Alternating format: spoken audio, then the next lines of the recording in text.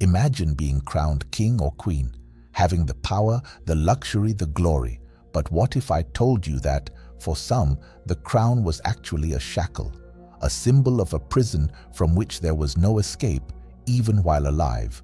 Today, we're diving into one of the most obscure, tragic, and controversial stories of European royalty. A story that defies comprehension, where the line between truth and legend becomes frighteningly thin. Prepare to discover the fate of a woman whose life was a true nightmare, Joanna of Castile, the queen history cruelly dubbed the Mad, and who, for many, was buried alive within her own existence. But what really happened? Was she truly insane or the victim of a diabolical conspiracy? How did the legend of the coffin become so visceral? And, most importantly, are you ready to unravel the layers of suffering, manipulation, and mystery that surrounded her life? If you're fascinated by royal secrets, historical conspiracies, and the darker side of the human condition, this video is for you. Before we dive deep, if you're not yet part of our community of past explorers, subscribe to the channel, leave your like so more people can discover this story, and share it with anyone who loves a good historical mystery. Joanna was born in 1479, daughter of the famous Catholic monarchs Isabella of Castile and Ferdinand of Aragon, the same ones who unified Spain and funded Christopher Columbus's voyages. She wasn't initially the heir to the throne, but destiny, as always, had perverse plans for her. In 1496, Joanna was married to Philip the Handsome, the Archduke of Austria and Duke of Burgundy. Think about it, an arranged marriage to strengthen political alliances. Can you imagine how lonely it must be to marry someone you barely know for reasons of state? Well, what began as a political union, surprisingly, blossomed into a passionate love, or at least an overwhelming infatuation. Philip was charismatic, handsome, but also unfaithful, and Joanna, known for her strong temper and intense jealousy, suffered terribly from his escapades. Amidst this personal turmoil, the unthinkable happened. Tragedy after tragedy, her siblings and her mother died unexpectedly, and suddenly, Joanna found herself as the legitimate heir to Castile and Aragon. She was queen by right, but the price of that crown would be higher than she could ever imagine. The year is 1506. Philip the Handsome dies suddenly. The official cause was typhoid fever, but rumors of poisoning lingered. For Joanna, the death of her beloved and exasperating husband was the trigger for a darkness that would consume her. Historians debate whether she already showed signs of mental instability or if the profound grief unleashed what followed. But one thing is certain: her reaction to Philip's death was terrifying. Joanna refused to be separated from Philip's body. She had him embalmed and began a bizarre and macabre journey, traveling with her husband's coffin, stopping in monasteries at night, and supposedly even opening the casket to see and kiss his face. Imagine the horror and astonishment of those who witnessed this scene. Can you conceive the level of despair that would lead someone to such an act? It was at this point that the moniker Joanna the Mad began to solidify, and with this perception of insanity came the perfect opportunity for those who coveted her power. Joanna of Castile, remembered by history as Joanna the Mad, was not simply a victim of mental illness. She was the victim of a complex political conspiracy woven by those she should have been able to trust most: her own family. When her beloved husband, Philip the Handsome, died suddenly in 1506, Joanna was devastated. Her grief was deep, raw, and visible. Some described her as inconsolable, others as irrational. But what's often overlooked is this: she had just lost the man she loved deeply, perhaps obsessively, and she was still relatively young, surrounded by political vultures who saw her vulnerability as a convenient tool. Among those opportunists was her father, Ferdinand II of Aragon.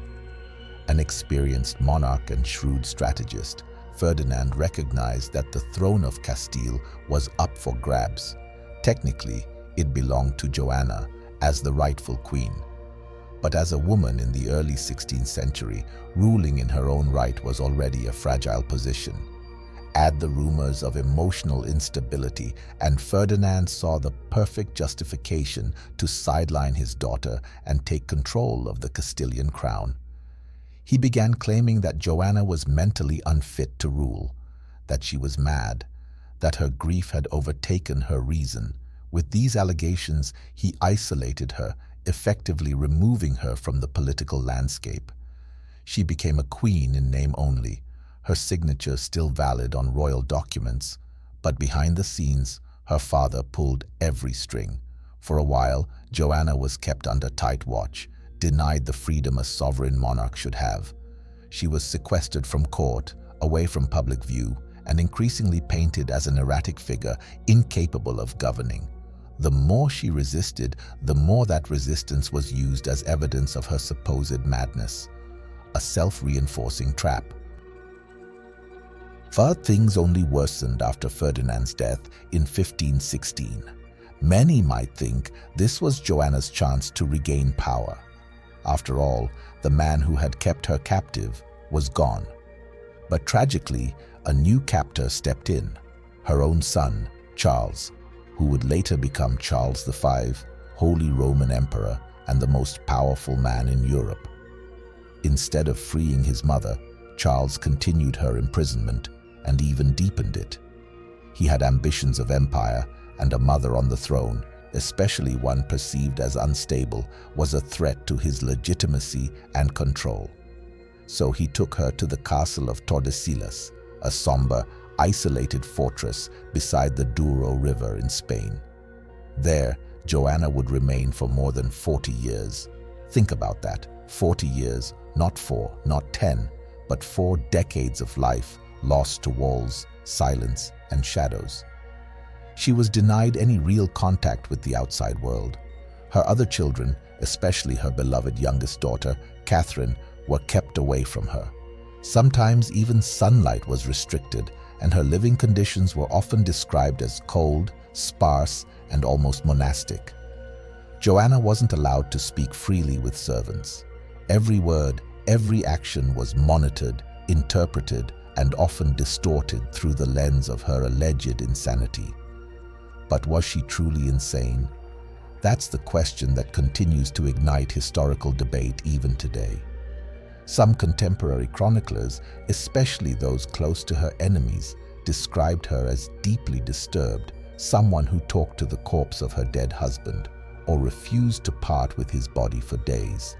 But other accounts suggest that these stories were embellished or outright fabricated.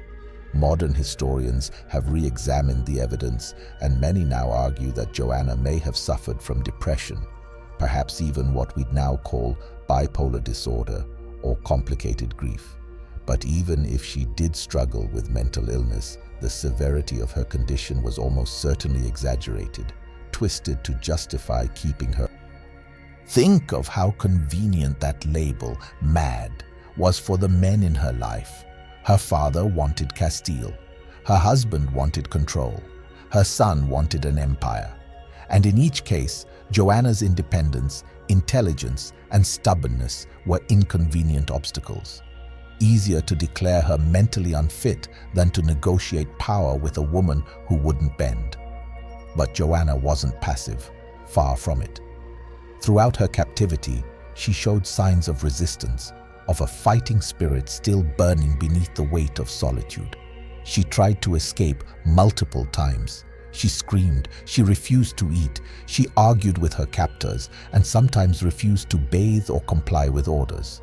To her jailers, these were signs of instability, but perhaps they were signs of a mind still trying to be heard, still grasping for dignity, for freedom, for a sliver of control in a world where she had been reduced to a political pawn.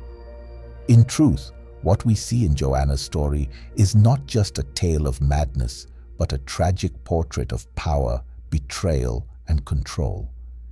It is about how those in power can rewrite the narrative, turning a grieving widow into a lunatic queen, simply because she was inconvenient. It's about how history, when written by the victors, can obscure the truth beneath layers of politics and personal ambition. Today, many remember her as Juana la Loca. But maybe it's time to question that name. Was she truly insane, or was she a passionate, strong-willed woman betrayed by the men who should have protected her?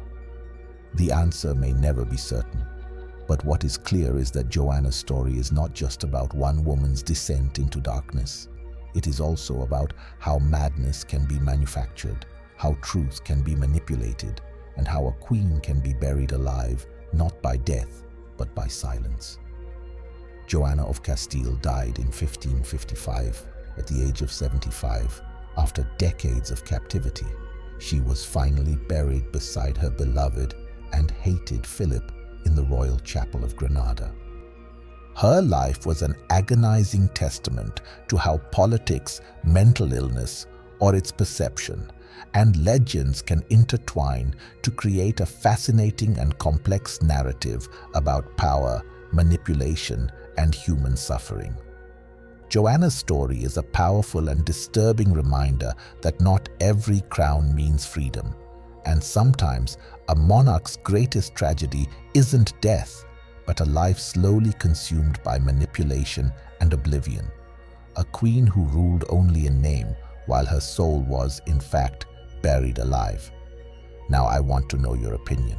Do you believe Joanna was truly insane, or was she the victim of a cruel political conspiracy that kept her imprisoned for decades? Leave your comment below. I read every single one of them and love this exchange of ideas with you all. If this story captivated you from beginning to end, don't forget to subscribe to the channel so you don't miss the next mysteries and dark destinies from history that we'll uncover. And of course, leave your like and share with your friends who love chilling stories from the past.